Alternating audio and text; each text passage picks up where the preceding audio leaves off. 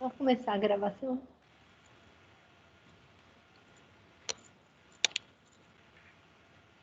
Começou. Então, boa tarde a todos.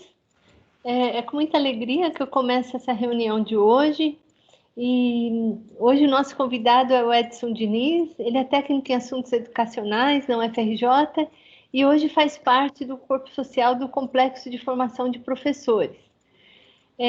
Só para explicar, Edson, o Edson era da Química, por isso que eu conheço ele bem, né? Ele entrou lá quando eu era diretor. Então, há muito tempo ele também trabalha com a formação de professores e tem nos ajudado bastante no CCMN.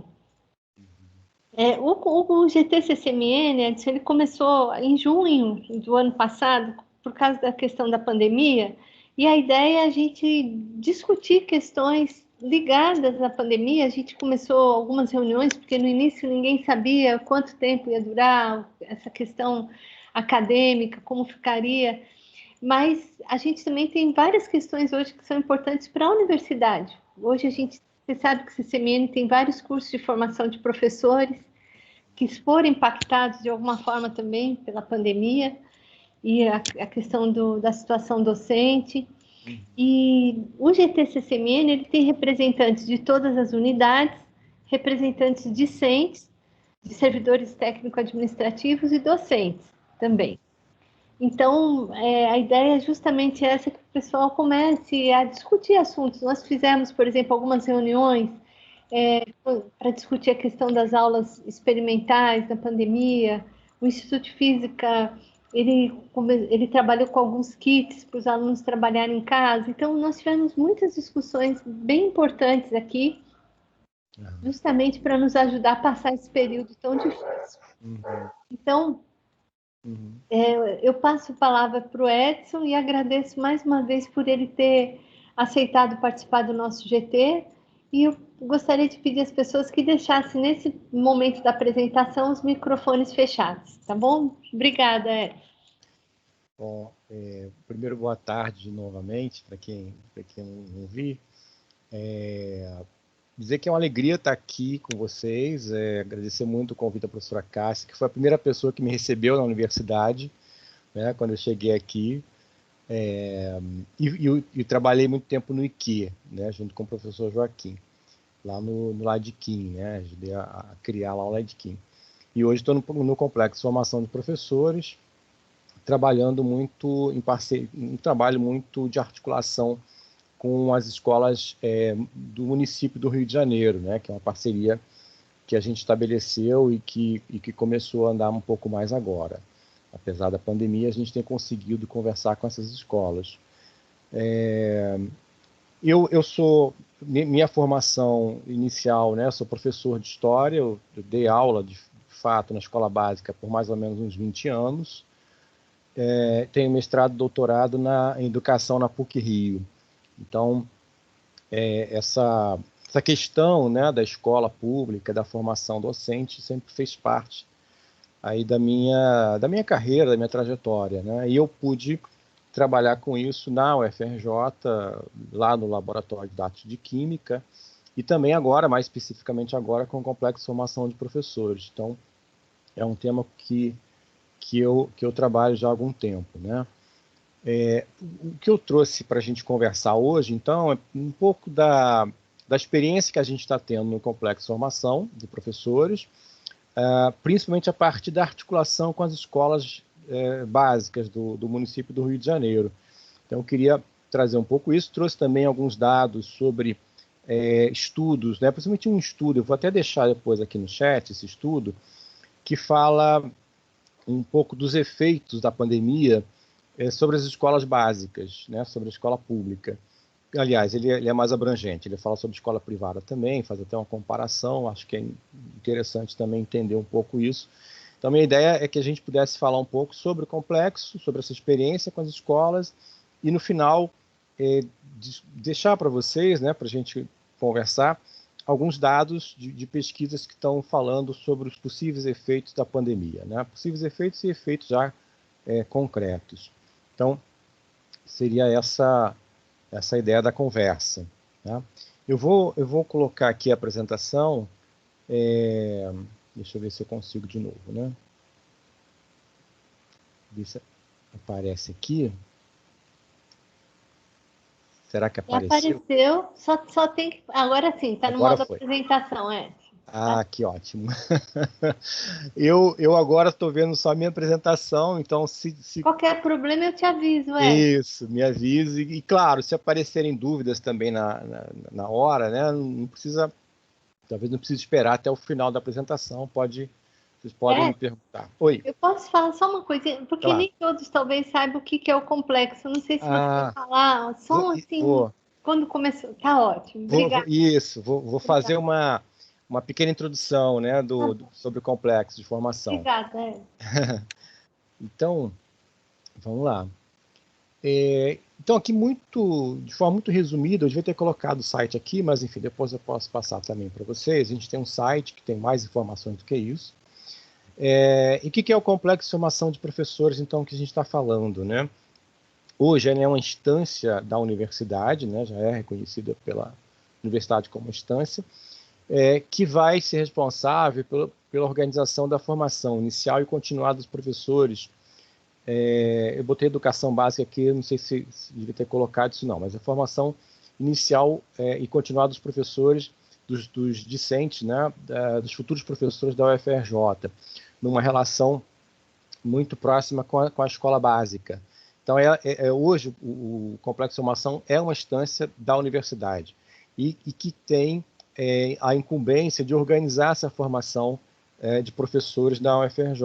Então, por isso, a nossa ideia é de conversar com todos os centros, né, com todas as faculdades que têm curso também de formação de professores. Então, a ideia é que a gente possa ir aprimorando essa conversa para que a gente tenha uma política, de fato, integradora de formação de professores dentro da UFRJ e que também vá dialogar com as escolas básicas, no nosso caso agora, a rede municipal, mas a ideia também é ampliar isso para as federais e ampliar para o Estado.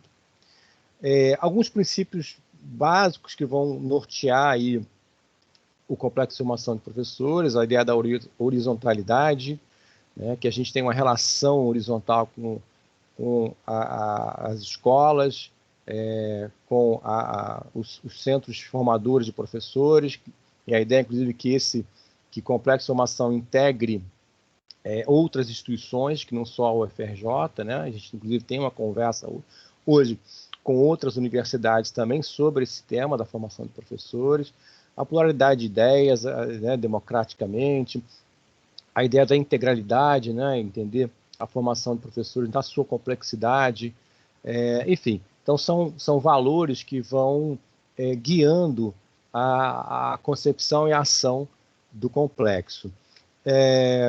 E uma coisa que é fundamental, um conceito que é fundamental para o complexo de formação de professores, a gente tem falado muito isso nas conversas por onde a gente tem feito, né, com outras instituições, com a própria escola básica, que é reconhecer a escola como formadora também docente.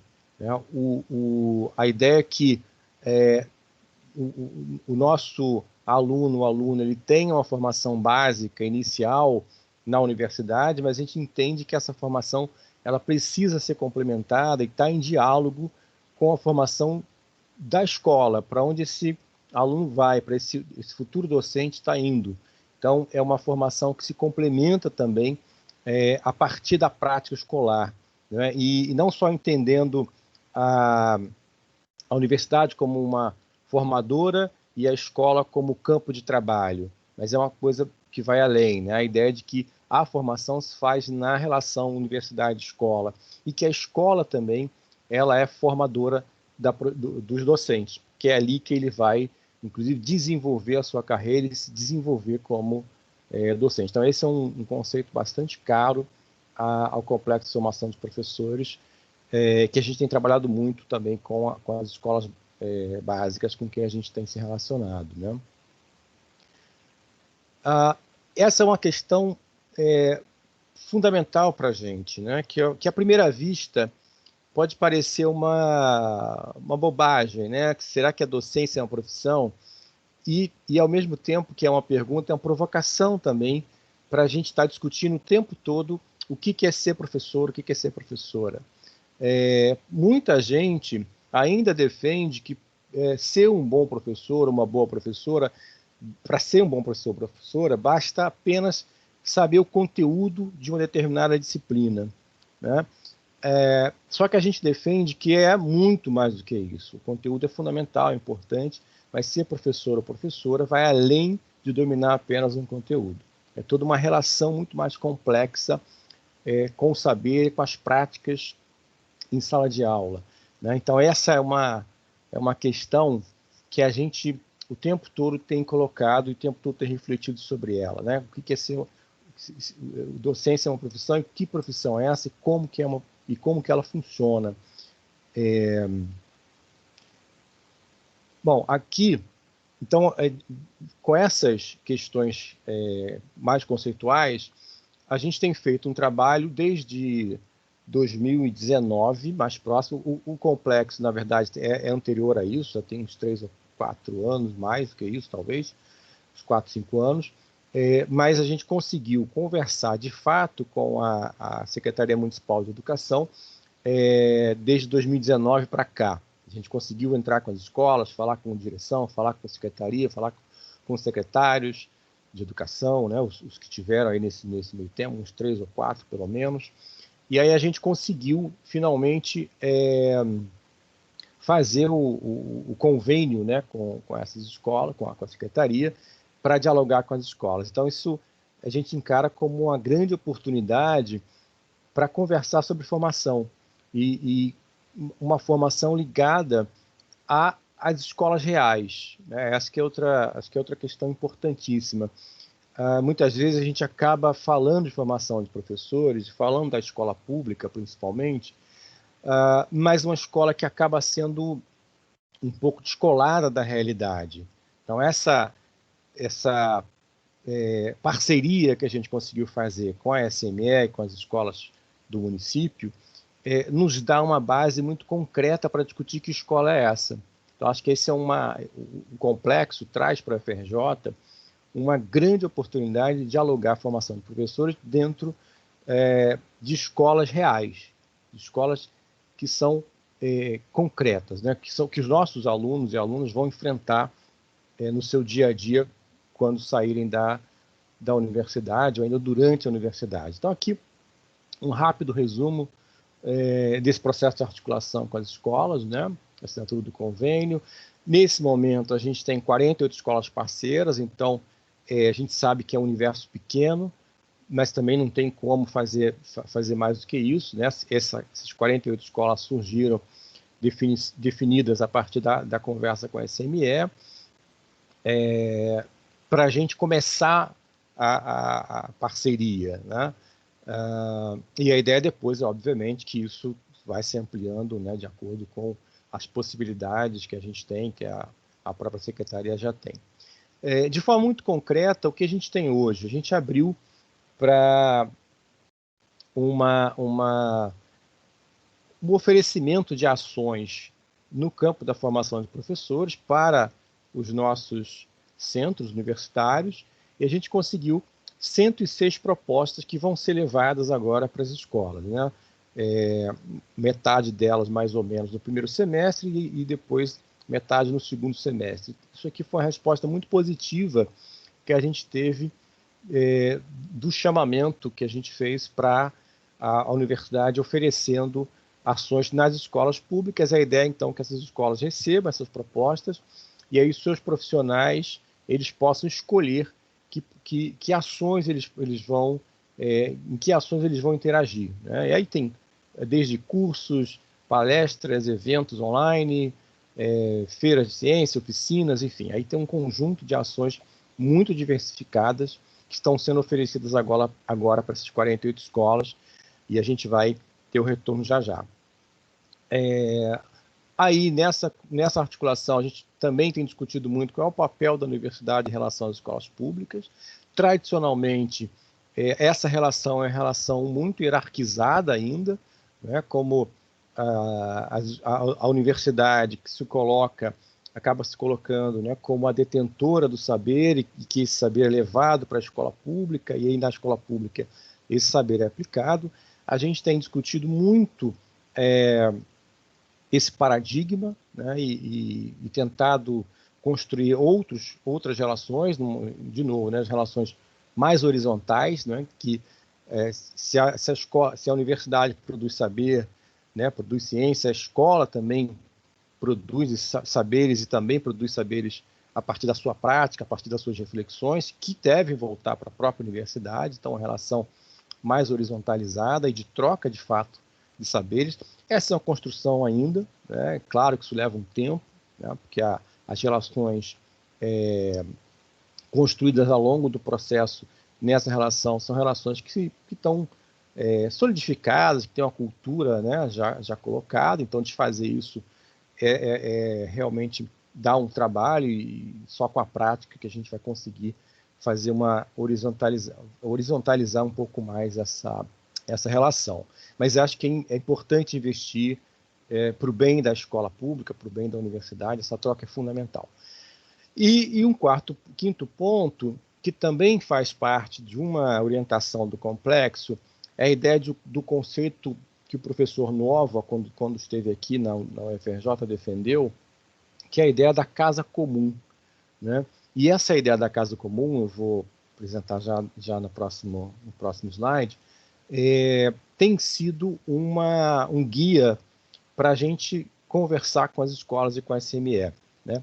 E aí, também, muito rapidamente, depois a professora Cássia, se quiser, eu posso passar material sobre esse conceito da casa comum também, posso deixar para quem quiser olhar com mais calma, né?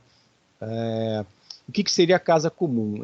Seria uma ideia de um espaço de diálogo entre a universidade e entre a escola básica, né? E que esse entre lugares pudesse ser um lugar de encontro, um lugar, então, que os docentes, tanto da universidade quanto os docentes da escola e os futuros docentes, pudessem trocar saberes, pudessem conversar, trocar experiências sobre a profissão, né? Entendendo as suas especificidades, as suas questões, os seus problemas, dentro de um universo que pudesse ser entre esses lugares, entre as universidades e escola, né? Mas que um lugar marcado basicamente pelo diálogo, que hoje a gente tem sentido muita falta de ter esse lugar, de ter essa casa comum, que não precisa ser, obviamente, um lugar físico, né?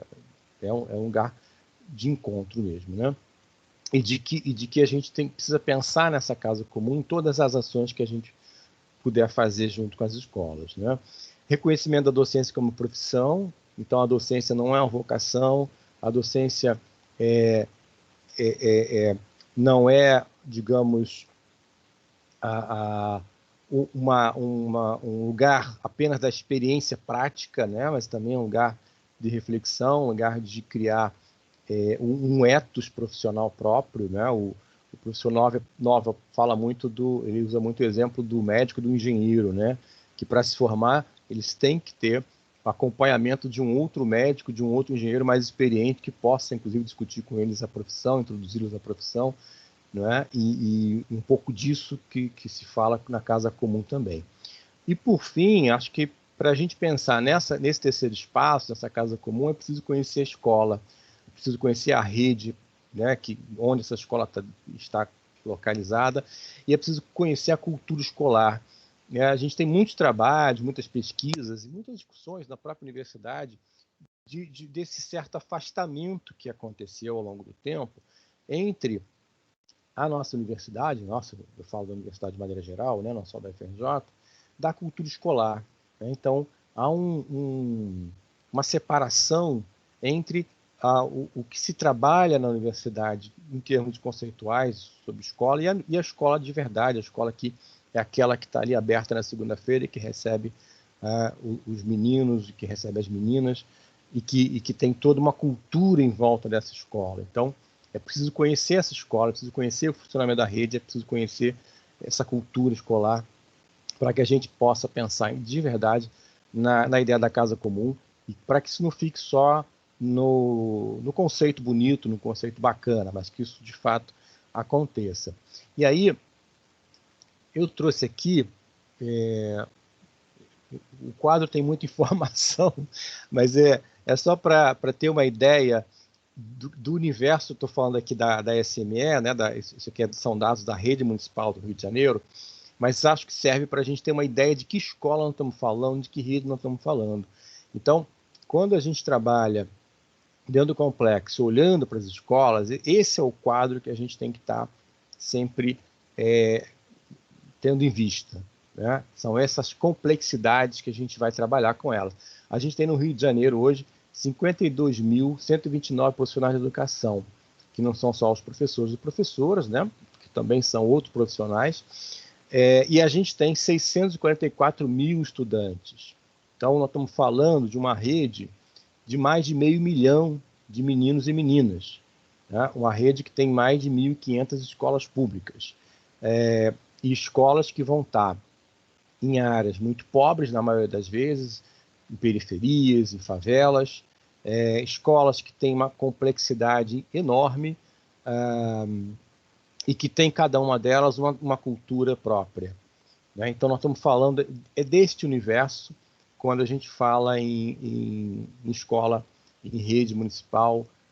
Eu não estamos colocando aqui o Estado, e aí seria uma outra, né, mais gente colocada aqui dentro, né, mais profissionais colocados aqui. Então, é um quadro só para a gente ter uma ideia da complexidade que é trabalhar com a escola básica, né, e o diálogo com ela. Então, de novo, né, é fundamental conhecer as escolas para a gente ter esse quadro e trabalhar a partir dele. Bom, aqui alguns dados que eu trouxe só como exemplo. Na verdade, são 1.543 escolas públicas. Dessas escolas 1.543, 504 estão em áreas de conflitos armados, né, onde atuam 14.139 profissionais de educação. Então, são escolas que estão, sobretudo, em favelas do Rio de Janeiro, que tem muitas dificuldades, e uma dessas dificuldades é exatamente a questão da violência armada por grupos civis armados, que interferem na dinâmica escolar, né?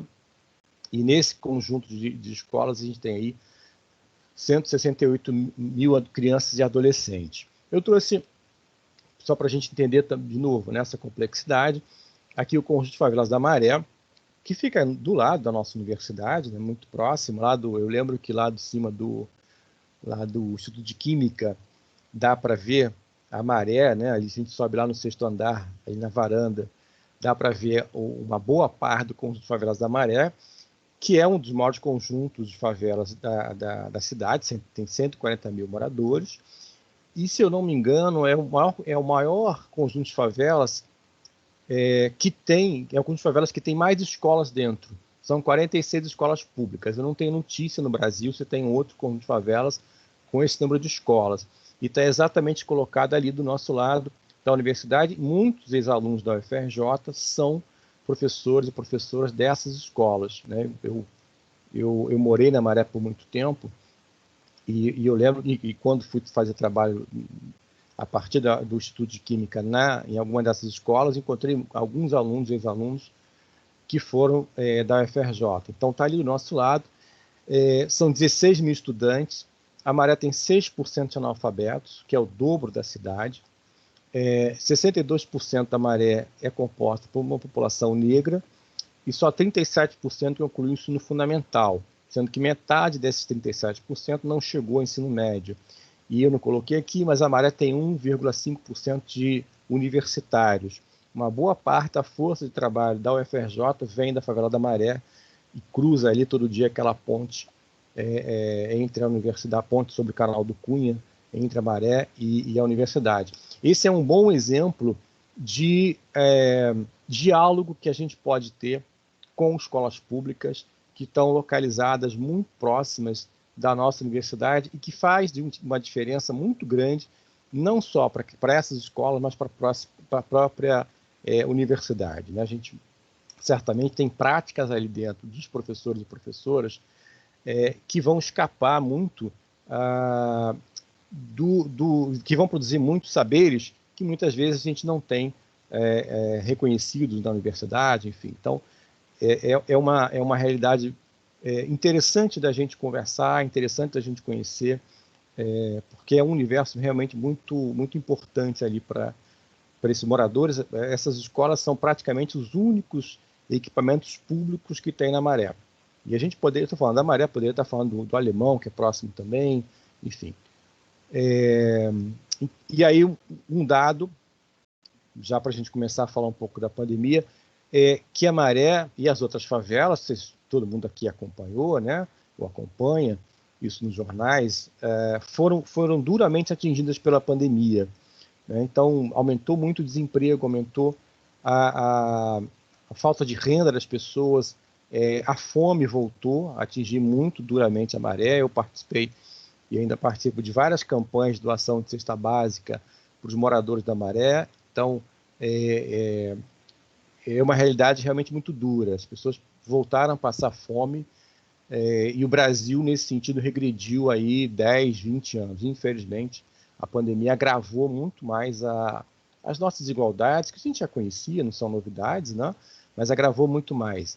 Uma boa parte da força de trabalho da Maré, mais da metade, é empregado em trabalho informal. Então, ficou absolutamente sem nenhuma garantia de renda durante muito tempo. Né? Agora é que começa a voltar né, a trabalhar, enfim, com muitos problemas ainda, né, porque a pandemia não acabou. Então, esses são dados que eu acho importantes a gente falar sobre eles, né, porque eles vão ter impacto. Se a gente está falando que quer formar docentes que vão transformar a realidade, que vão trabalhar com a realidade, é esta a realidade que eles vão encontrar nas escolas públicas, que é para onde a maioria dos alunos da UFRJ, vai. Então, é para um universo importante de ser conhecido.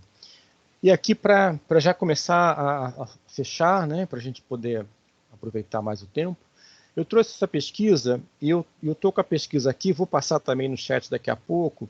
É uma das pesquisas mais completas que eu consegui achar sobre os efeitos da pandemia, e ela traz alguns dados, e são várias instituições que fizeram isso, e ela traz alguns dados que eu acho importante da gente ter em conta, né, para analisar um pouco melhor o que acontece, o que pode acontecer agora, logo agora, né, a gente não pode falar pós-pandemia ainda, porque a pandemia ainda está aí, mas nesse momento que a gente está.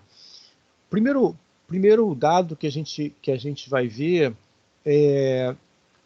que é um brutal aprofundamento nas desigualdades entre as escolas públicas e as escolas privadas, entre os alunos mais pobres e os alunos de classe média rica, e classe mais rica. Né? Primeiro dado ali interessante, que os estudantes de ensino médio da rede pública, 35% tiveram aulas digitais mediadas por professores.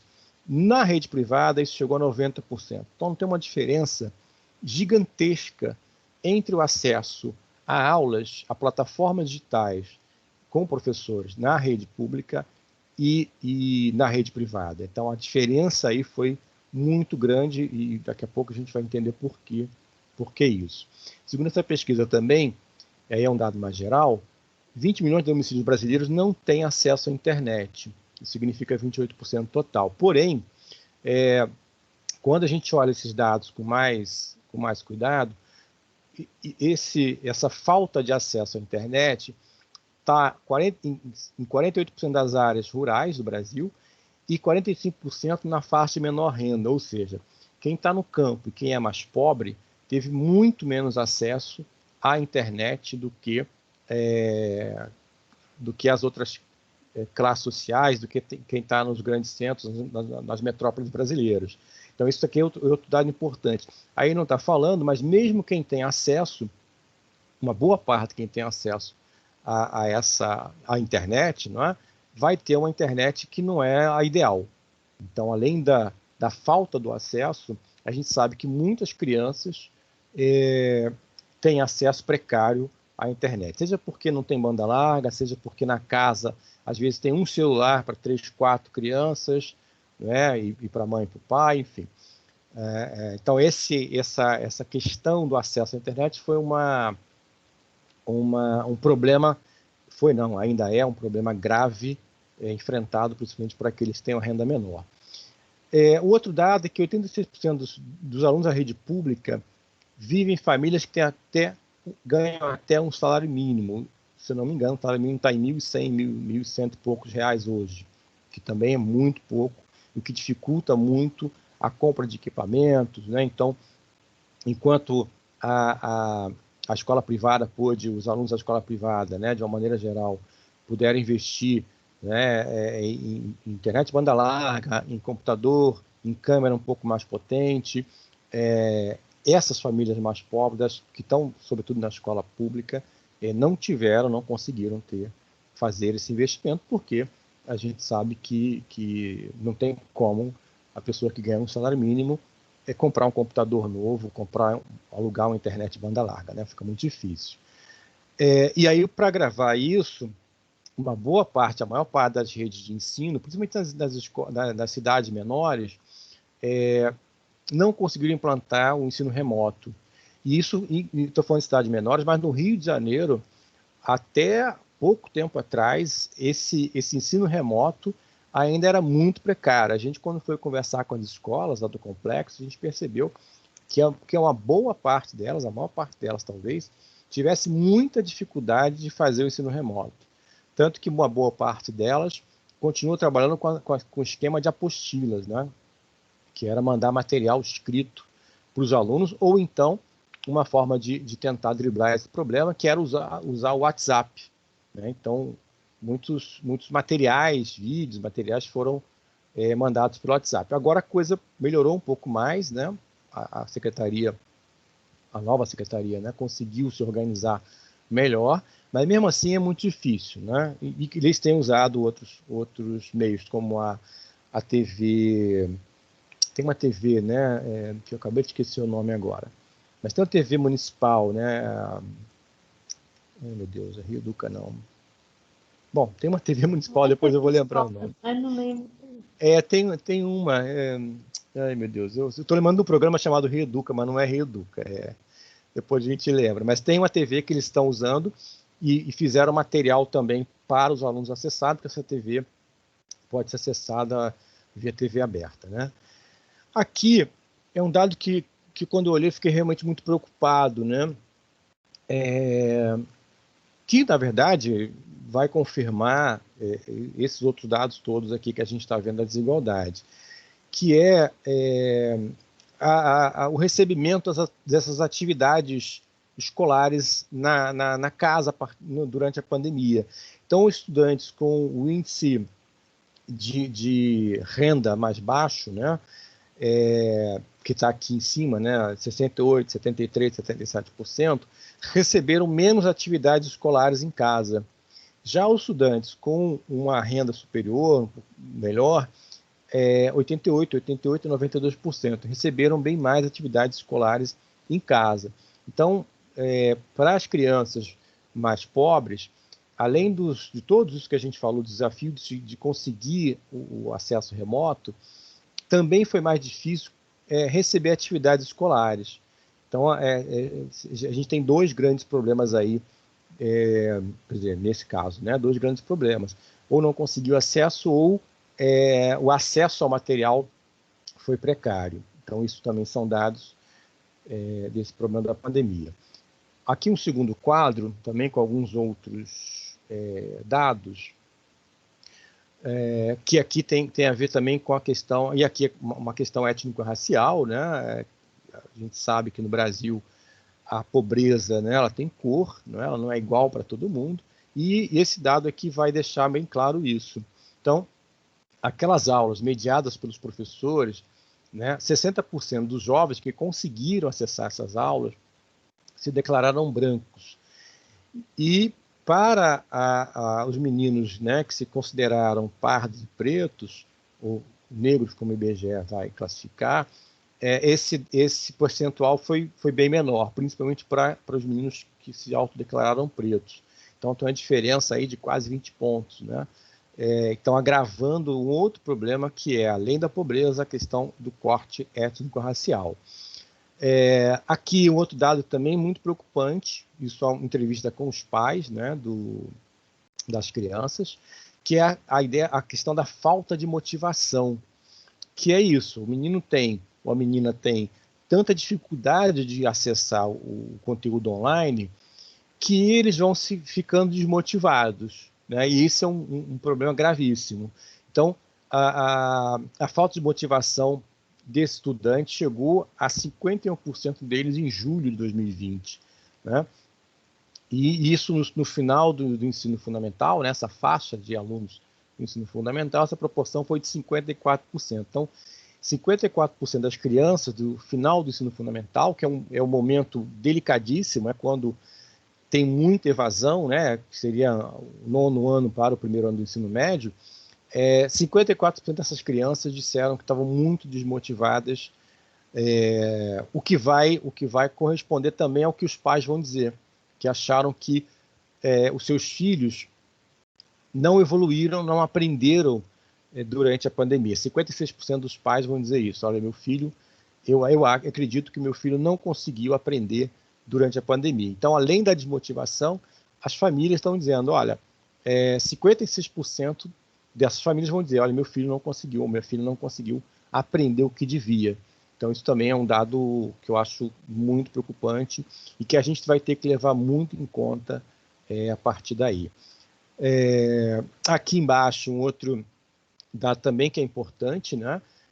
Que é o perigo dessas crianças desistirem da escola, né? Então, assim, o receio que o estudante pudesse desistir da escola por não conseguir acompanhar. Passou 30%, e aí vai ter uma evolução, né? 31% em maio, 38% em julho, e em agosto, faltou ali agosto, 43%. Quer dizer, tem um crescimento também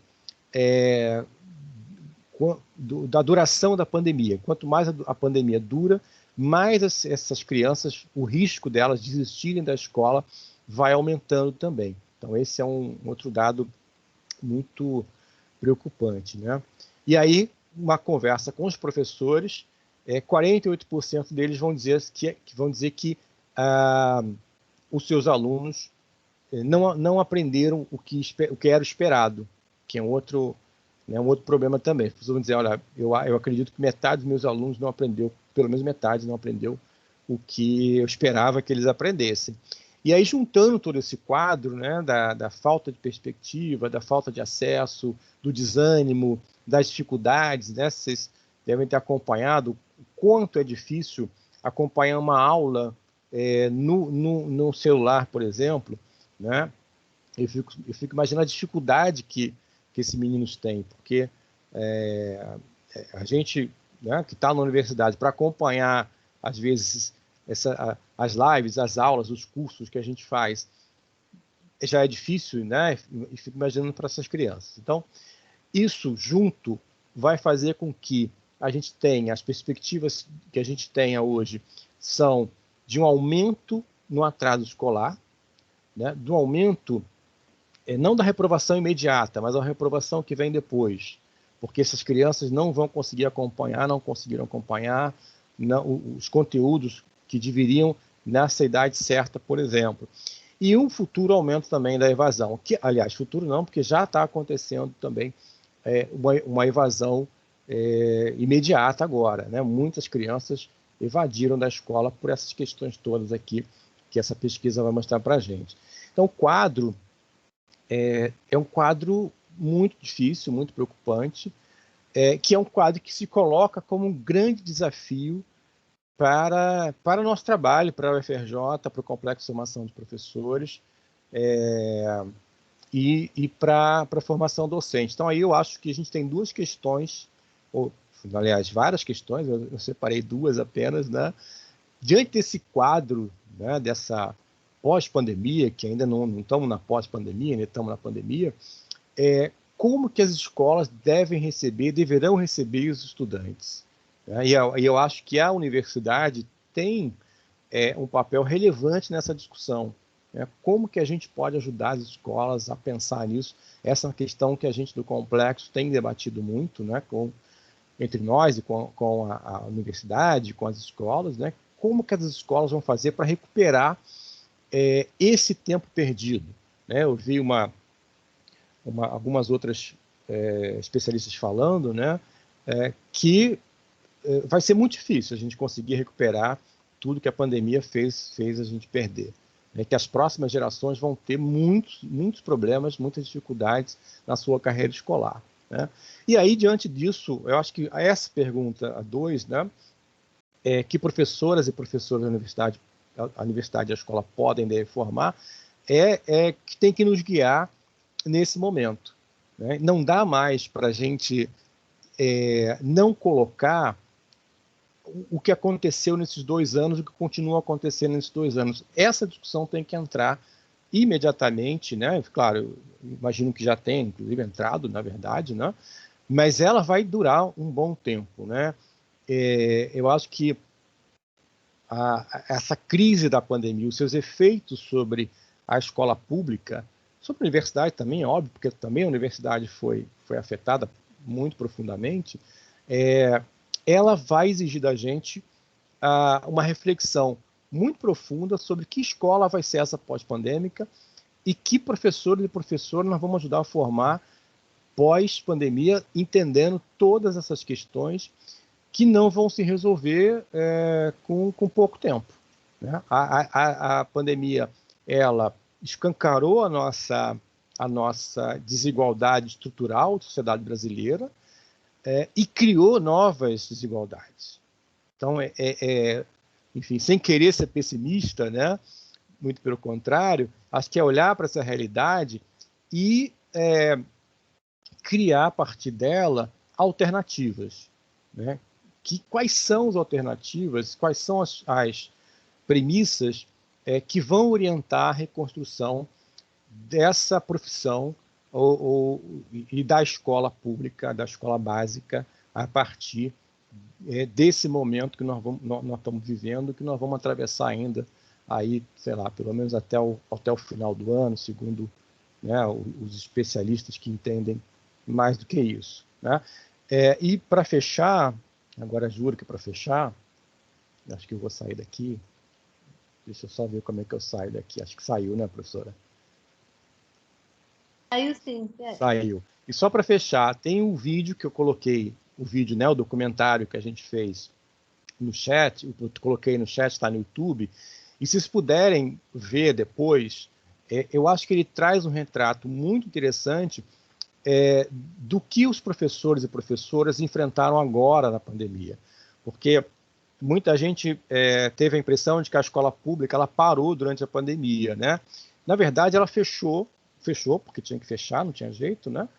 Mas os professores tiveram que fazer uma reinvenção do seu trabalho durante a pandemia, e sem ter uma preparação prévia para isso. É isso que vai aparecer muito fortemente, eu não vou dar spoiler não, né, porque senão perde a graça, mas vai aparecer muito fortemente nos depoimentos que vocês vão ver lá no documentário feito pelo Complexo de Formação de Professores. Por isso que eu acho que vale a pena, porque ali estão colocadas, inclusive, muitas alternativas que eu acho que vieram para ficar de alguma maneira, ou que vão ajudar a pensar nessa escola pós essa crise que a gente vai ter que incorporar ao nosso trabalho, nossa reflexão. Eu fico por aqui, muito obrigado pela paciência. Edson, quero agradecer muito, foi excelente a apresentação. Eu vou receber inscrições agora para alguém, se alguém quiser conversar, discutir com ele, fazer alguma pergunta. Tem gente pedindo se você pode colocar novamente o link do vídeo, porque quem chegou atrasado não consegue ver anteriormente, né? Deixa eu ver. E essa discussão que você fez da evasão, porque você está falando do ensino fundamental, né, Edson? Principalmente fundamental. Embora a gente já tenha no médio também, né? Exatamente. Não, e há 15 dias nós discutimos aqui no nosso GT a evasão na UFRJ, como ela está, a professora Cristina Rich veio aqui, a ouvidora, junto com a Eliane. Então, acho que elas é tudo uma coisa única, né? Quando a gente pensar. E eu percebi quando você falou, 1/3 das nossas escolas estão em áreas de risco, conflagradas, né? Isso, exatamente. Eu vou passar, então, para o professor Cláudio, que está inscrito. O Cláudio é do Instituto de Física, o professor Cláudio Sérgio. Cláudio. Oi, tudo bom, Edson? Tudo bem, professor. Obrigado pela apresentação aí.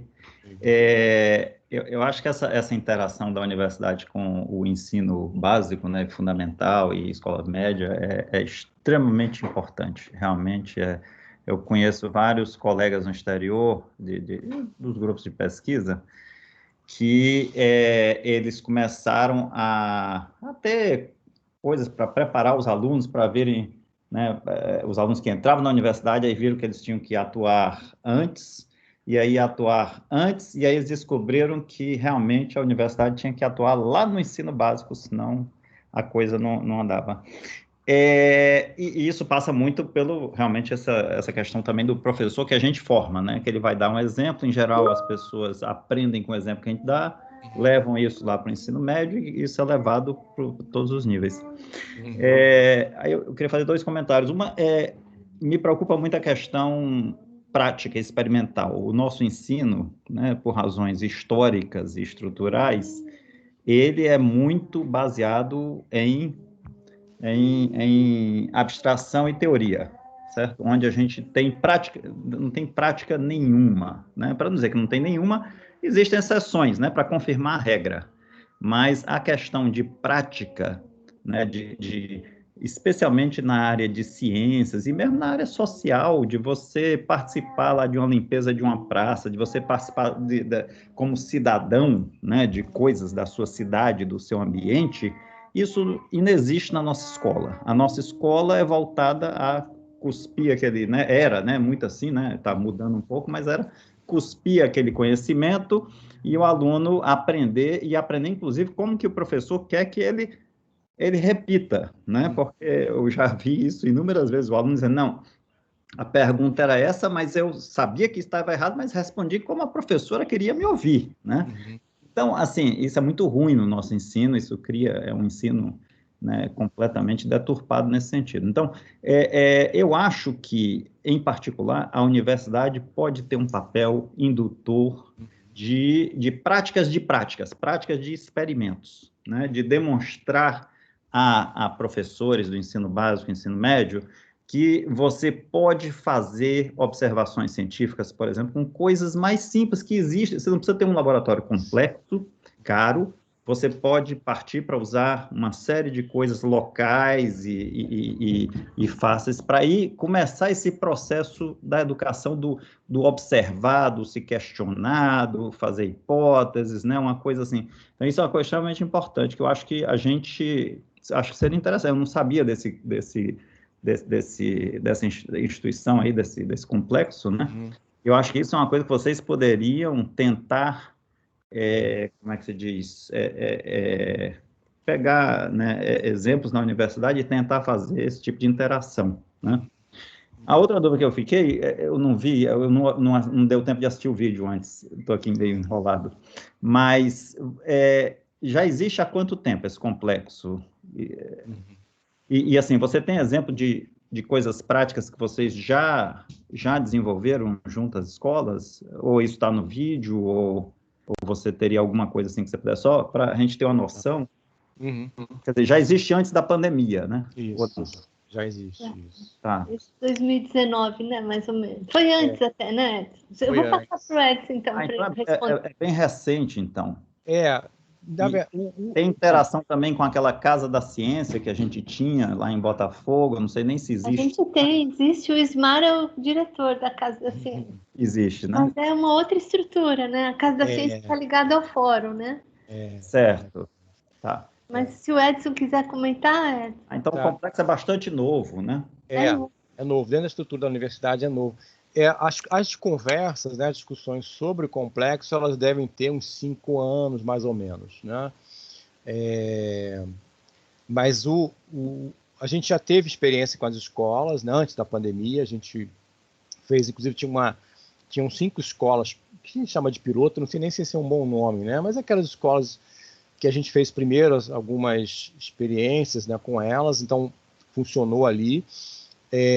A gente chegou a fazer alguns encontros com as escolas, assim, com muitos professores e professoras, até mesmo no virtual, antes da pandemia, a gente nem sabia que ia usar isso como, né, como vida, padrão, porque também era uma coisa mais fácil, né? A gente usou inclusive o Teams, né, para fazer, então tinha 200 pessoas assistindo, a gente fez algumas coisas, a gente fez presencial também, ali na Escola Paulo Freire, ali perto da Central do Brasil, né, que é da Prefeitura do Rio, que cuida da formação na rede pública. A gente fez ali 2 encontros, também discutindo profissão docente, com muitas professoras e professores.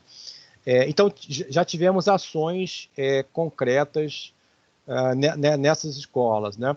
Aí veio a pandemia, infelizmente, né, parou tudo, e a gente depois retomou aí no virtual com as escolas.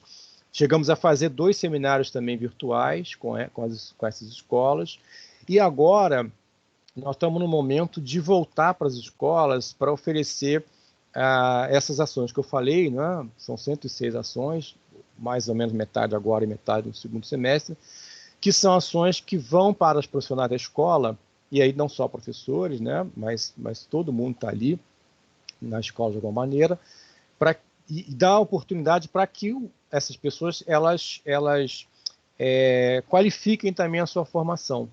E nessas conversas o tempo todo a gente tem conversado sobre o que é essa profissão, isso que o professor Cláudio falou, né?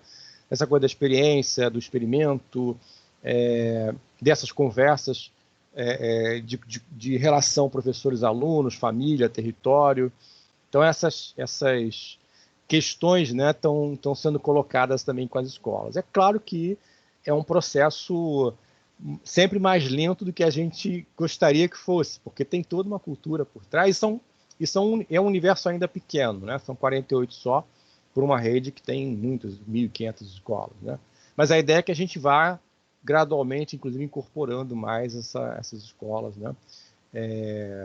E eu vou deixar também aqui o site, eu prometi, vou deixar o site aqui no chat do Complexo, que lá no site tem muitas informações também, inclusive essas práticas estão apontadas lá também, para quem quiser dar uma olhada. Vou pegar aqui e mando para vocês. Só para complementar, Edson, assim, eu acredito muito no exemplo, né, da gente ensinar mostrando como, né, porque a gente já tem, assim, teoria e abstração, a gente tem bastante já. É verdade. Mas a gente tem muito pouco, né, de exemplo de como fazer. Meu pai era físico, né? Faleceu, estudou com o Feynman aqui, aprendeu matemática com a mãe e tal. Então, ele sempre foi um ativista de educação por onde ele passou. E ele, depois que se aposentou, ele virou voluntário. Minha mãe foi secretária de educação lá em Fortaleza. E ele virou voluntário para treinar, uma coisa que ele sempre fez ao longo da vida dele, treinar professores para dar aulas de ciência e matemática baseadas em coisas caseiras, né? Então, isso para nível mesmo, né? Nível elementar e tudo mais.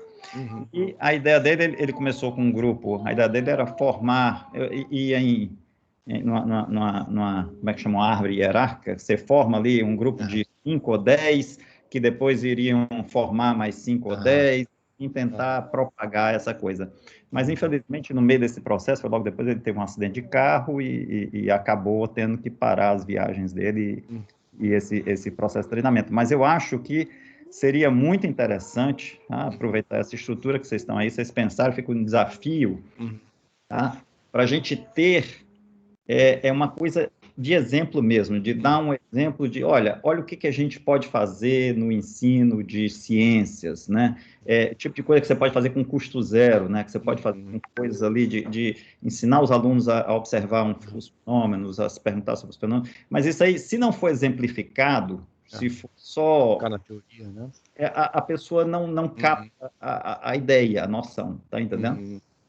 Então, fica esse desafio aí, porque eu acho isso extremamente importante. Eu acho a interação da universidade com a escola básica fundamental, mas eu acho que a gente tem que ir além só de conversas, a gente tem que ir literalmente para a prática da prática. Concordo plenamente, isso mesmo. Porque é onde a pessoa realmente vai assimilar, que ela vai ter é possível, eu posso fazer isso na minha sala, eu posso tentar essa coisa, eu posso tentar aquela, então tem que ser dado assim, um número grande de exemplos para as pessoas poderem ver o que é possível fazer, né, de realmente envolver o aluno como protagonista mesmo do processo, mas não só de discutir ideias, mas de fazer essa parte observacional e ciências naturais. Perfeito. Beleza. Parabéns, eu desejo boa sorte. E eu vou tentar, a gente fez esse negócio dos kits que a Cássia mencionou aí para os alunos da universidade, que era a minha ideia, a gente implementar uma turma extra para professores do ensino médio, porque isso aí já é uma coisa, a gente está no nível um pouquinho acima, mas para ver se essa coisa vai percolando para baixo. Perfeito. Tá? Perfeito. Cláudio, eu acho, não sei se o Edson me corrige, mas acho que a ideia do complexo também é essa, juntar essas ações que existem no UFRJ dentro de um único projeto, né, Edson? Porque o Edson trabalhou um tempão lá no ainda, né, atua no LADQUIM, Laboratório Didático de Química. Porque ele é formado em História, tem um mestrado e doutorado em Educação, e acho que é importante a gente também relacionar as diferentes disciplinas para os alunos entenderem e compreenderem um pouco melhor o contexto, né, de onde eles estão, de tudo isso. E o Antônio Nova, que veio, ele é de Portugal, ele acho que foi o reitor da Universidade de Lisboa, né? Foi o reitor da Universidade de Lisboa, ele veio várias vezes e passou um período no Brasil, ficou acho que uns 6 meses como professor visitante, e aí ele conversou com todos os diretores, ele foi, na época eu era diretora da Química, ele foi lá para conversar sobre o complexo, a ideia do complexo que era. Hoje a professora Carmen, né, que foi diretora da Faculdade de Educação, ela é diretora do complexo, né? Isso, era coordenadora geral, exatamente. Ainda a estrutura é pequenininha, mas a gente tem uma estrutura pequena, mas o gabinete lá do complexo fica lá no CCMN. Fica a Cláudia, a gente... É verdade. Porque o CCMN tem tudo a ver com o complexo, Cláudia. E eu acredito nisso também. Quando eu fazia minha pesquisa no Canadá, lá no laboratório de síncrotron, lá de Saskatoon, no Canadá, quase sempre, quase todos os dias, eles recebiam grupos de crianças pequenininhas, sabe? Às vezes criança de 6 anos, 5, 6, 7 anos, 8 anos, para mostrar o que era ciência. Já vai incorporando para essas crianças, sabe? O orgulho que elas sentiam de estar lá. E era muito bacana, né? A gente precisa fazer mais isso no Brasil. Sim. A gente fez, professora, lá no LADQUIM, com muitas escolas ali da própria Maré. A gente levou, eu pessoalmente levei algumas escolas, né, com o professor Joaquim, com todo mundo ali. Lá no CCMN, a gente fez algumas excursões ali, né, foi em alguns laboratórios, foi muito interessante também. É muito bom as crianças entrarem na universidade. Eu falei, eu morei na Maré há muito tempo, né, ali na favela da Maré. E eu, quando fui pela primeira vez na universidade, na UFRJ, criança ainda, eu lembro que eu fiquei muito impressionado com o tamanho da universidade. Mas eu não sabia o que era aquilo, né? Então, quando as crianças chegam ali e veem assim, o que é isso aqui? É muito interessante. E você cria um laço já muito cedo, né, com a universidade. Eu acho que é o papel da universidade também, né? Lógico. Criar esse laço com essas crianças, né? Enfim. Senão a gente não muda esse país, sabe? Exatamente. Então, eu vou chamar agora a professora Marta para fazer a pergunta, Marta. Oi, boa noite, pessoal. Cássia, parabéns, Edson, pela apresentação. Obrigado. Foi muito boa. Gostei muito, apesar de, como você falou, não é querendo ser pessimista, mas é realista. Apesar de não estar no momento exatamente para dar play. Eu gostei também do que o Cláudio falou, né, sobre a prática e a proposta de...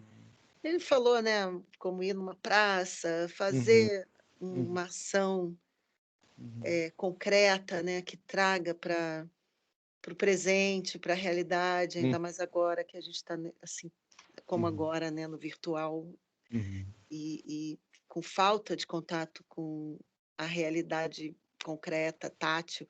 E aí o Cláudio falou dos laboratórios, né? E eu fiquei pensando que a gente tem um laboratório que é de graça, todos nós temos, que é o nosso corpo. E o corpo, especialmente, ele está... Eu até colaboro, a Cássia, né, tem um projeto também ligado à meditação, o professor Rubens, eu colaborei na disciplina do CCMN, meditação, e assim, especialmente nesse momento, o corpo ainda está sendo mais massacrado pela esse excesso de estímulo. A gente tem que ter atenção, como agora, né? Sem se ver. Eu estou com a câmera desligada porque o meu celular disse que seria melhor para a conexão. A gente não tem como se ver, tem que forçar a atenção dos nossos sentidos dentro de casa, às vezes, com uma panela apitando, um filho chamando e tudo acontecendo, o marido fazendo live, falando alto e uma confusão, e os nossos sentidos sobrecarregados, a gente sem contato afetivo com os amigos, né? Um toque e postura, a visão também muito, mas assim, eu acho que eu pelo menos já entrei na fase de evitar olhar para o celular e para o computador, porque assim, logo bem no meio do isolamento comecei a fazer problema de lubrificação dos olhos.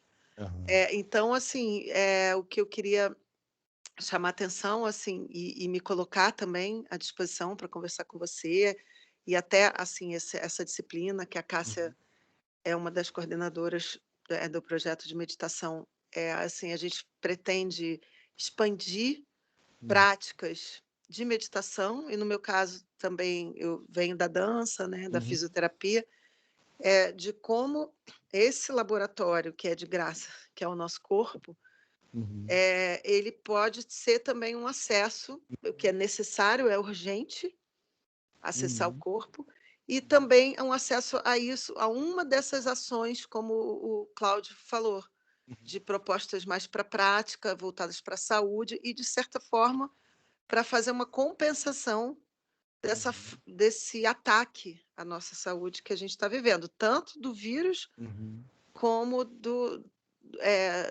isolamento, do sedentarismo, né, dos problemas posturais, né? Então, assim, o que eu quero trazer não foi nem meio uma pergunta, assim, seria uma pergunta assim, se talvez em algum momento foi pensado essa questão do corpo, porque você falou a dificuldade de acompanhar, né, as aulas, se foi pensado, existe alguma correlação em relação a questões do corpo, né, e de dores, né, porque também tem dor, tem insônia, tem ansiedade, e a saúde mental, né, o sofrimento psíquico está sendo uma pandemia paralela, concomitante à pandemia da Covid. Então, é meio uma colocação, questão, e me colocar assim, disponível para a gente conversar mais sobre isso, sobre essa frente ligada ao corpo. Não, eu acho as suas colocações perfeitas. Eu estava outro dia, a semana passada, conversando com um diretor de escola, de uma escola de ensino médio ali na Maré, e ele estava muito preocupado com um grupo de alunos que estava em depressão, né? Inclusive estava pedindo ajuda para ver, né, uma ajuda psicológica para as crianças, para os adolescentes, né? Porque o impacto de fato no corpo, né, de tudo que a gente enfrenta, tem sido muito forte também, né? A gente fala da questão dessas perdas todas, né, da aula e do acesso à internet, mas tem por trás realmente um adoecimento físico, mental muito forte. E quando a gente pensa nessas crianças mais pobres, né, o acesso delas a esses tratamentos, essa atenção é muito mais complicado, porque elas não têm esse acesso, né? Então é uma questão realmente muito relevante. Até no nosso complexo, eu, professora Cássia, outro dia a gente estava com algumas pessoas meio adoecidas mesmo, assim, do grupo que faz parte, né? Desde problemas de saúde, né, mental, até dores físicas. Você fica sentado muitos dias, né, 8 horas por dia sentado na frente de uma tela de computador. Então, realmente tem reflexo forte, né?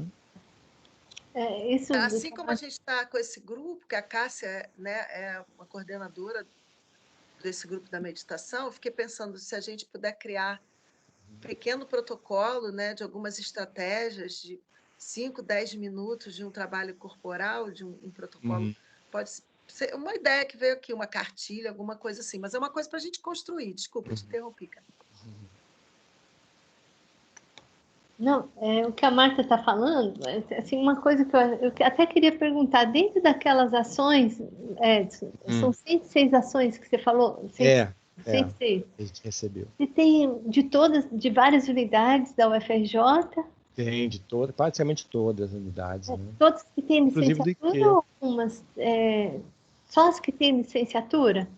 Não, tem outras iniciativas que não são só licenciatura, não. São várias. Não, e isso que eu vou passar para a Angélica, mas antes eu queria falar, por exemplo, no CCMN a gente tem um programa que é o Programa Ativida também.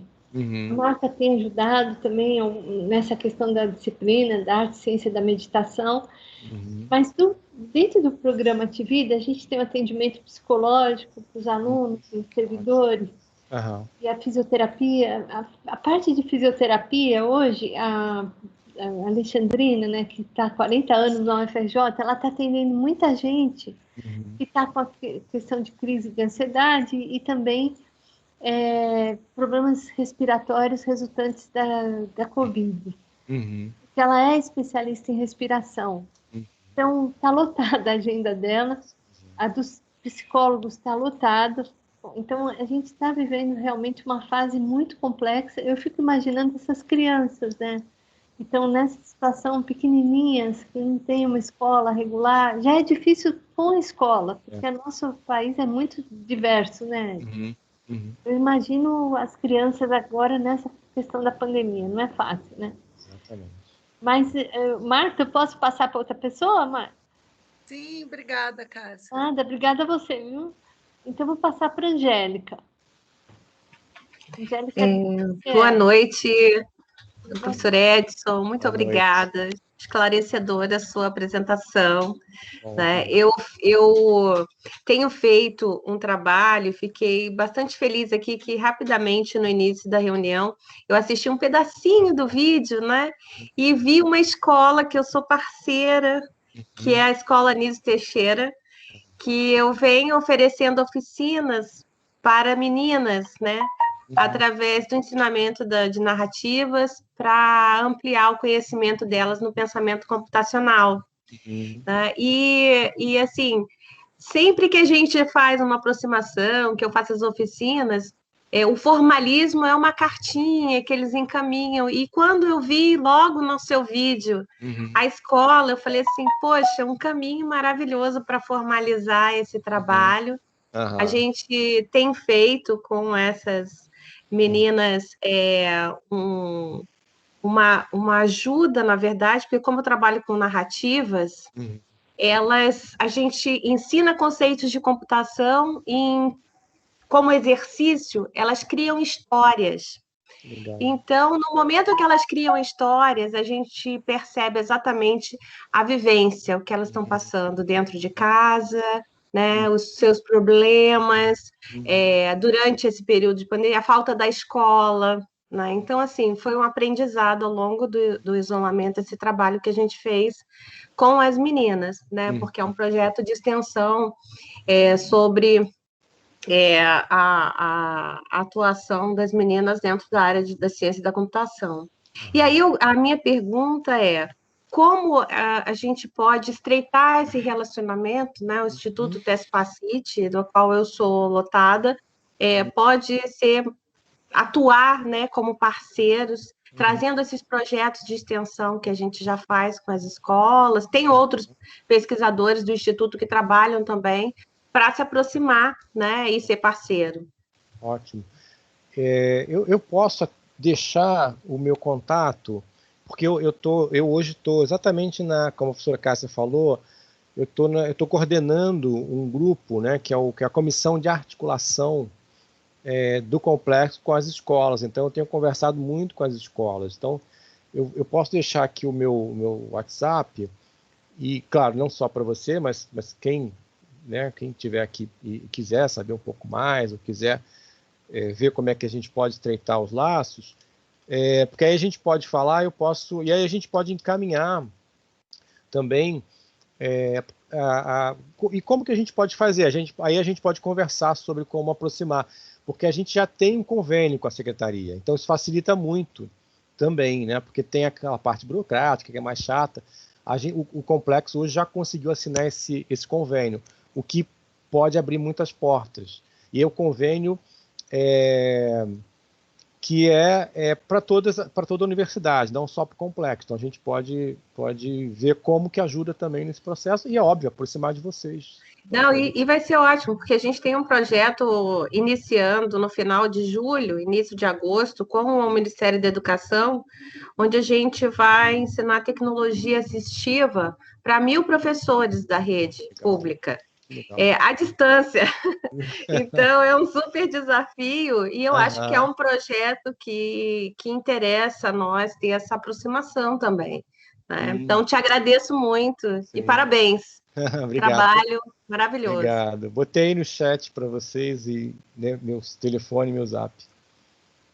A outra coisa que a Angélica queria, que algumas pessoas me pediram, Edson, é aquela material sobre a casa comum, né? Que você falou. Eu posso... Se quiser mandar, eu passo. Eu posso mandar para a senhora, professora. Tá. Eu tenho alguns textos que falam sobre, tem um texto do Nova, que é o que foi... Né, que gerou, né? Que gerou todo o processo, né? Posso mandar. E o que eu acho interessante é que quando eu convidei o Edson, eu falei para ele, olha, o que está acontecendo no ensino básico com essa questão da pandemia? Mas, ao mesmo tempo, a gente tem tanta coisa na UFRJ que eu falei, algumas pessoas nem sabem o que é o complexo, embora a gente já esteja atuando há algum tempo, com várias palestras, né? Então, eu acho que isso é fundamental, sabe?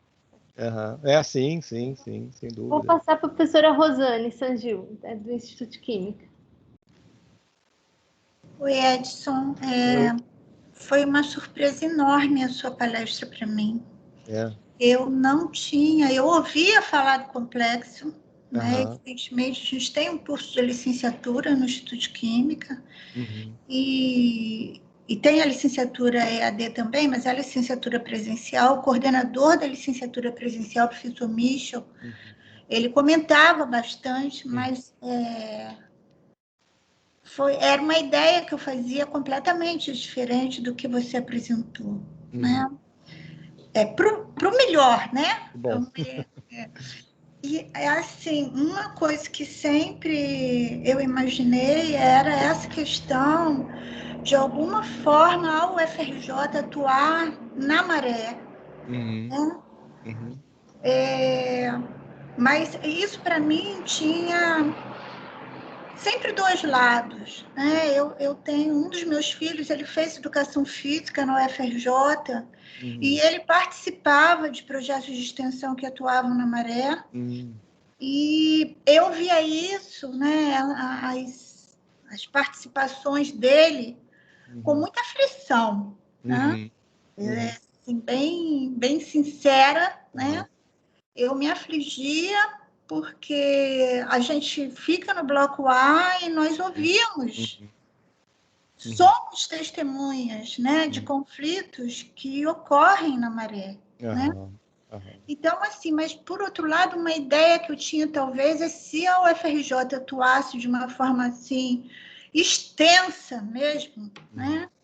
Talvez isso servisse de alguma forma inibir, né,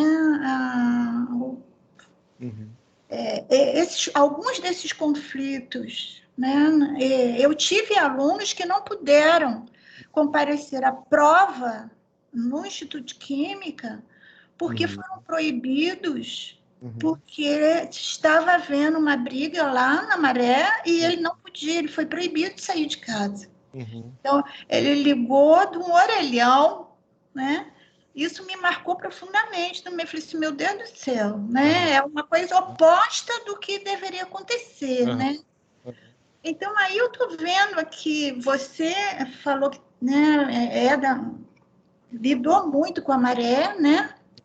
E agora me parece que esse complexo de formação de professores, né? Tem lá, você botou, eu anotei aqui, 46 escolas na região da Maré, né? São escolas públicas, né, do município. Públicas, sim. É. Né? Como é que você vê essa questão da apropriação da Maré pela UFRJ? Né? De uma forma, assim, realista. Né? Porque também há uma questão, um certo lado do risco, né? Claro. O risco dos nossos alunos, não só da licenciatura, mas os que atuarem, né? Poderem, o risco de vida, né? Mas, por outro lado, eu acho que a ocupação da Maré pela UFRJ talvez ajudasse a uma certa inibição, né? Do lado não bom, vamos dizer assim, da Maré, né? Como você vê isso de uma forma realista? Né? Há mais risco do que vantagem? Como se dá isso na verdade? Né? Então, eu, como falei, né, professora, eu morei 40 anos lá, né? E fui aluno das escolas da Maré, estudei numa escola chamada Clotilde Guimarães, né, que fica aí na Avenida Brasil, e depois fiz ensino médio na Escola Bahia, que fica ali do lado ali do quartel, né, do 24 BIP, ali na Brasil também. Então tem uma ligação muito forte com esse território, né, uma ligação afetiva e também depois uma ligação profissional, porque dei aula também em algumas escolas ali. E depois que entrei para a FRJ, eu também trabalhei a partir da FRJ com algumas das escolas. Realmente tem um risco hoje, né? Infelizmente a nossa cidade é uma cidade onde o Estado abandonou algumas áreas e as favelas, de um modo geral, foram abandonadas pelo Estado e infelizmente esses lugares foram ocupados, ou pelo menos em parte ocupados, por grupos armados, né? Sejam ligados ao tráfico de drogas, seja ligado à milícia, e a Maré tem, né? Milícia, tráfico de drogas, enfim. E tem uma relação muito ruim do Estado com esses territórios, as ações policiais, elas acabam sendo sempre muito violentas, enfim. Então as pessoas sofrem com os grupos armados e com o próprio Estado, né? Que deveria protegê-las. Então há um problema nesse sentido mesmo, né? Mesmo assim, há muito trabalho importante sendo feito lá, inclusive pela FRJ. Eu conheço alguns professores nossos, né, que trabalham com algumas escolas.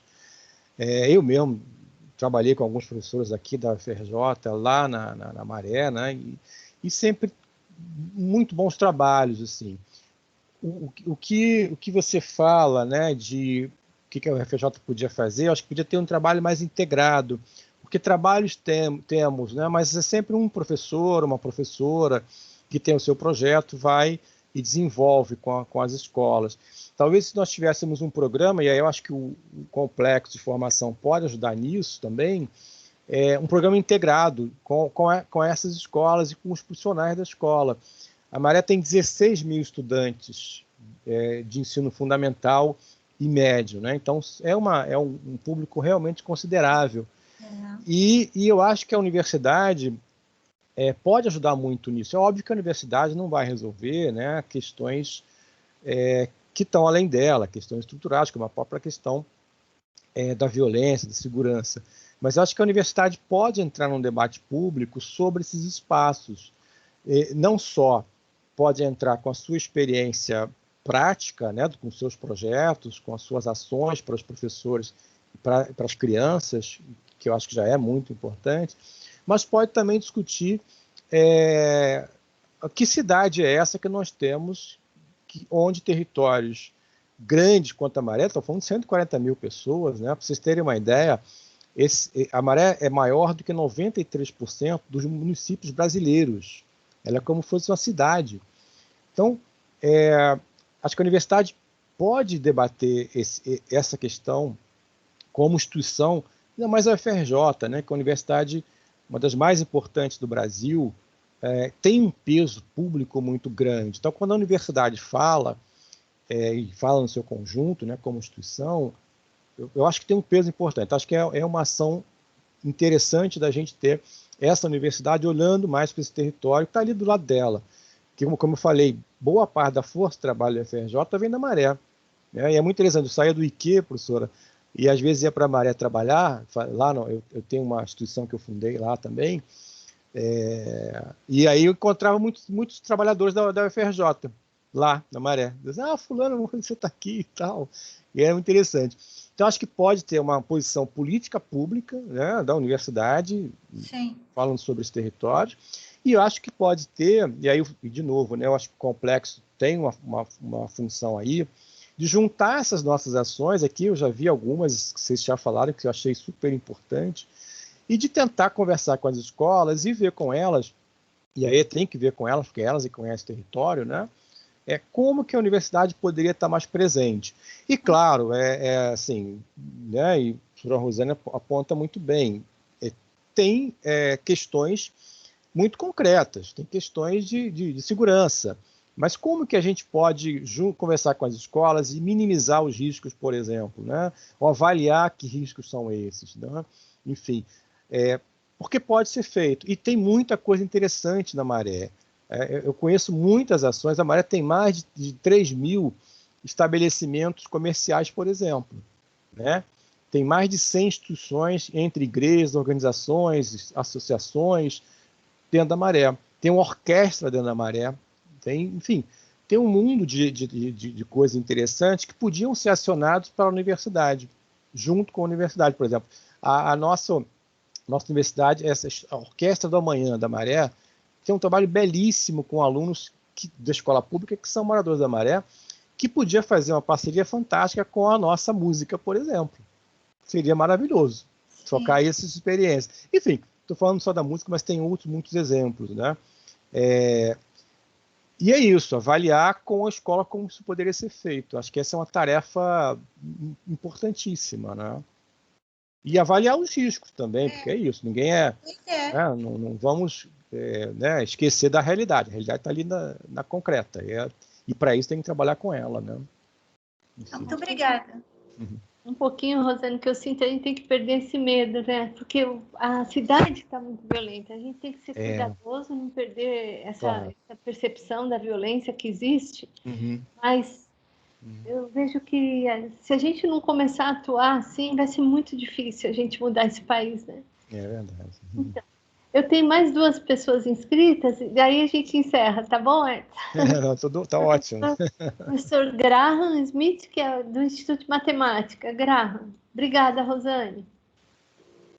Oi. Eu que agradeço. Oi, boa noite. Em primeiro lugar, eu gostaria de agradecer você, Edson, para essa excelente apresentação, que realmente muito informativa. Eu gostei muito. Bom, eu não gostei, evidentemente. Sim, entendi. Mas eu gostei da apresentação. Entendi. Mas você falou...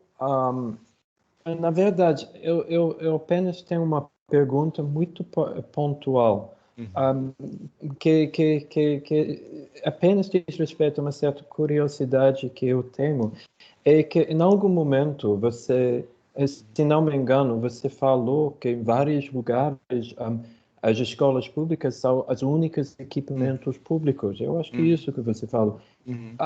Será que você pode me dizer o que isso significa, por favor? Realmente eu estou com curiosidade.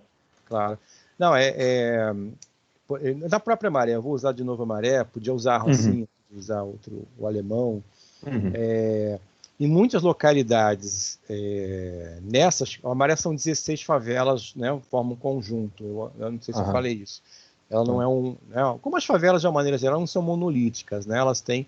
A própria Rocinha, se não me engano, tem 12, 15 comunidades dentro dela, né? São separadas. Então, onde eu cresci, por exemplo, num lugar chamado Nova Holanda, só tem a escola pública como um órgão do Estado, né? Como instituição do Estado. Não tem nenhum hospital, não tem nenhum centro cultural, não tem nenhum outro equipamento público, né, estatal, para atender a população. Né? Então, a única representação do Estado que você tem é a escola pública. Daí ela tem um papel tão central, né, tão importante. Então, valores republicanos, discussão sobre democracia, acesso a conhecimento, é a escola que vai concentrar tudo isso. Né? Diferente de outros lugares da cidade, que a gente vai ter equipamentos públicos, estatais públicos espalhados para atender a população, centro de cidadania, né? e por aí vai. Né? Não é que a Maré não tenha nem no todo, em algumas partes a gente tem um posto de saúde, tem um centro de cidadania, né? Mas são equipamentos ainda insuficientes, né? Então, nesse sentido, mas as escolas estão em todos os lugares da Maré, todas as 16 favelas têm pelo menos uma ou duas escolas, né? Por isso daí a importância estratégica da escola, né? Então, você está dizendo, por exemplo, no seu bairro de Nova Holanda, tem apenas a escola que representa o Estado?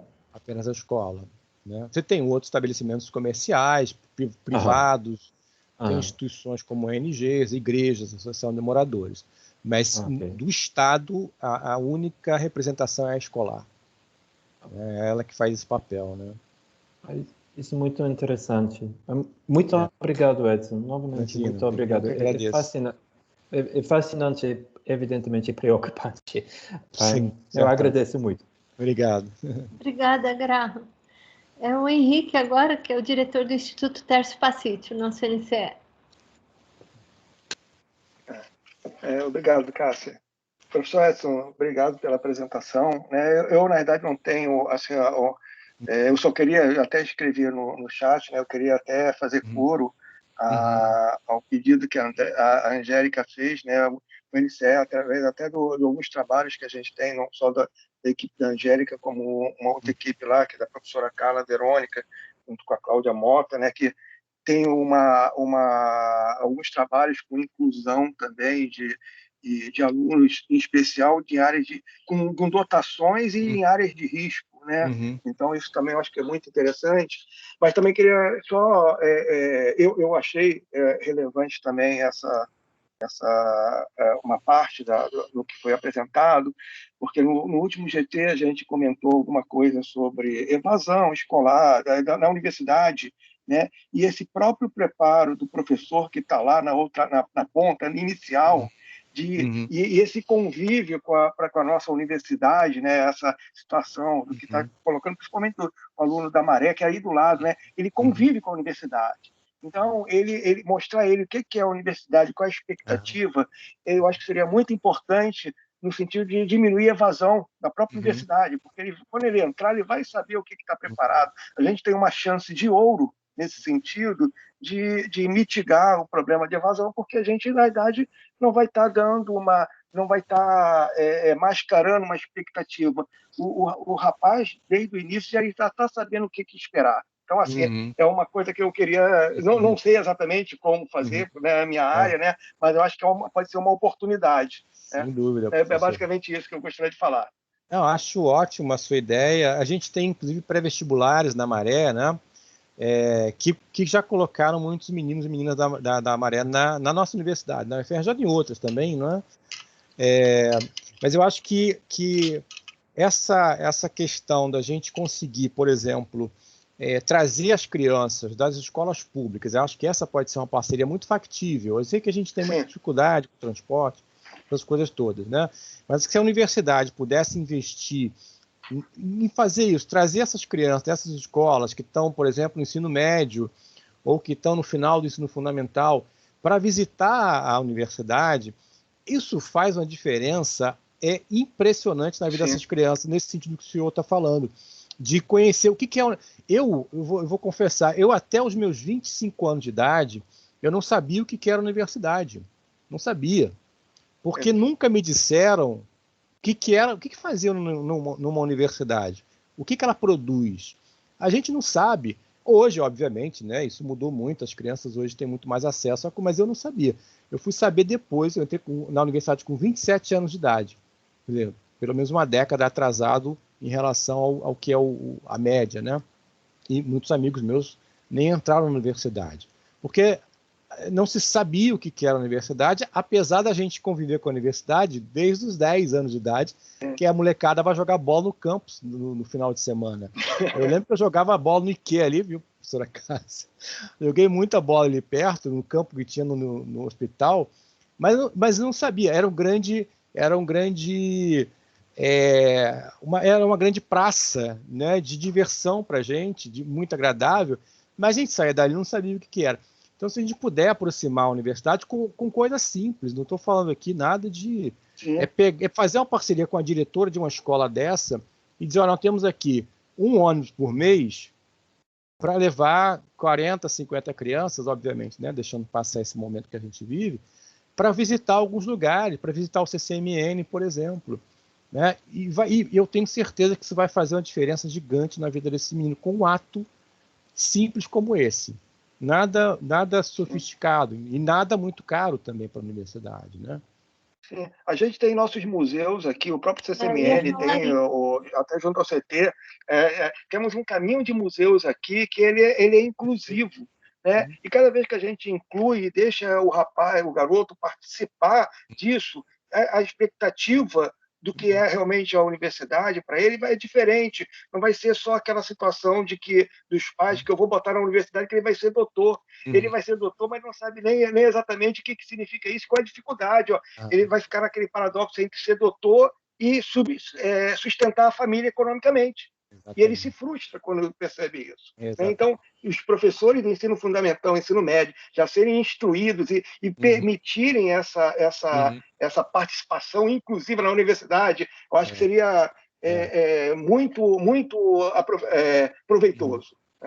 Perfeito. E é isso mesmo. A professora Mariana colocou aqui do Museu da... Ela é aluna da biologia. Da Geodiversidade. Eu levei várias turmas nossas aí de escolas que a gente recebeu no Museu da Geodiversidade. Foi uma experiência muito boa, muito, muito boa. Eu acho que a gente tem muitas ações, lá no CCMN a gente recebe muitas pessoas, mas é o que você falou, sabe? Porque essa questão do transporte, para algumas escolas é um empecilho. Né? Exatamente. O que a gente precisa fazer, isso é possível, eu posso até ajudar, porque a prefeitura, acho que você sabe disso, os ônibus internos, as empresas, elas têm como... É como se fosse assim, um acordo com a FRJ de ter algumas dessas viagens que eles fazem para buscar as crianças, para as atividades da universidade. Então, a gente pode combinar isso junto com o prefeito do campo, da cidade universitária, o Maldonado, porque se for aqui dentro do Rio de Janeiro, do nosso município, é mais fácil. O mais difícil é quando você tem que ir para outros municípios. Mas a gente pode fazer isso, de usar esses ônibus internos para a gente poder buscar as crianças.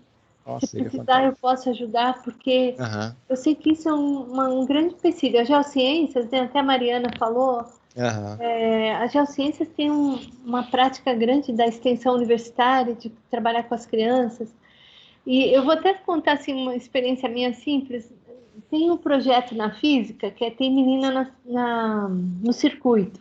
A professora Elisa, a professora Tereza, que coordena, o Cláudio conhece. E no ano passado, antes da pandemia, foi em final de 2019, o consulado da Índia entrou em contato porque eles iam receber uns kits de lâmpadas solares e eles queriam fazer isso. O Micho está aqui, ele participou desse evento, né, Micho? Das crianças... Sim. Você quer falar, Micho? É lâmpada solar que eu falo ou célula? Teve a célula solar, que alimentava uma lâmpada de LED. Isso foi com o pessoal da Índia, né? Isso, o consulado doou os kits, nós trouxemos crianças, fizemos essa montagem lá no CCMN, Foi uma festa, né, Michel? Foi espetacular. Foi espetacular. E depois nós fomos com eles no Museu do Amanhã. Tinha criança que nunca tinha ido ao museu. Então, essas ações, eu acho assim que dá uma força para a gente, sabe?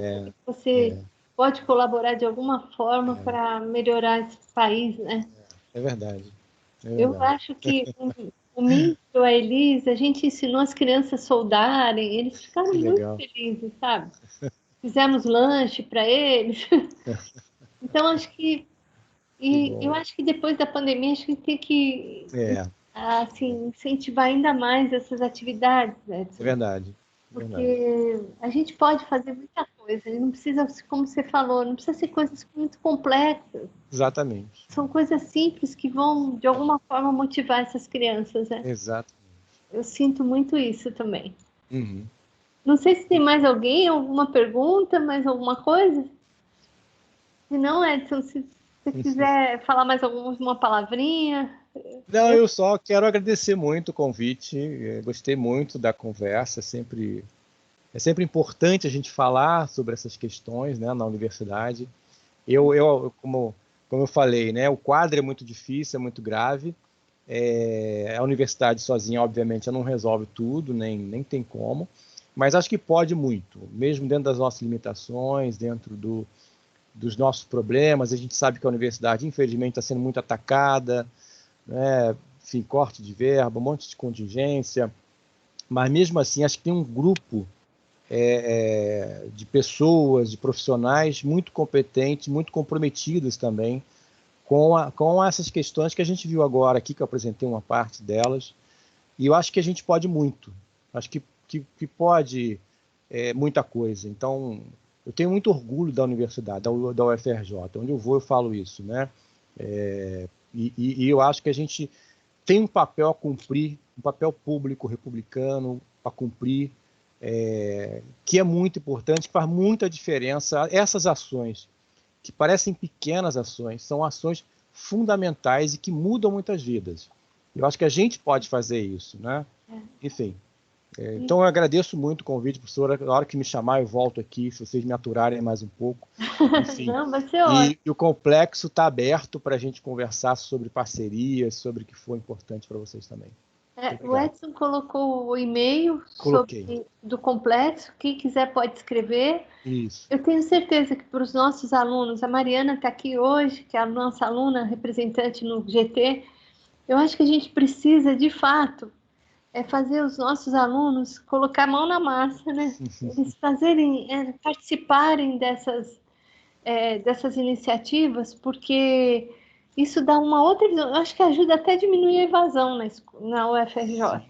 Se a gente pensar, porque os nossos cursos de licenciatura, por exemplo, que ainda na própria universidade eles são desvalorizados, eu acho que a gente tem esse papel de falar da importância que tem esses cursos para nós, né?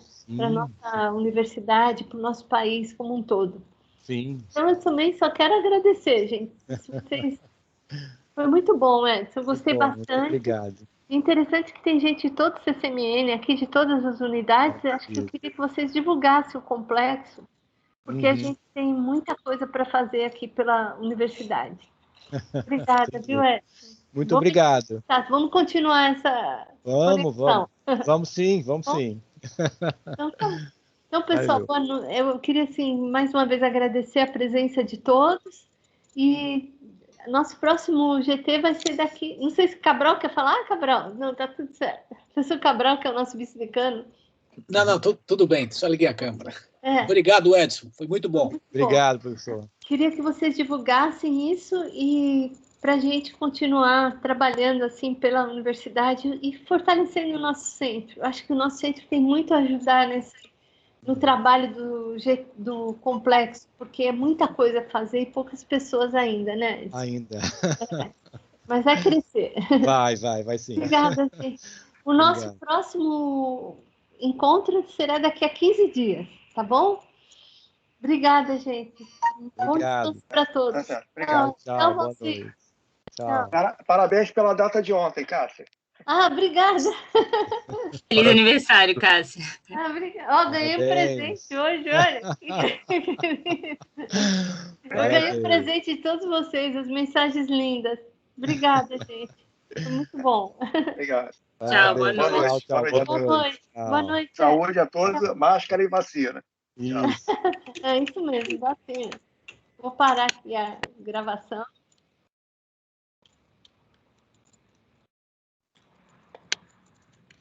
Cássia, deixa eu falar.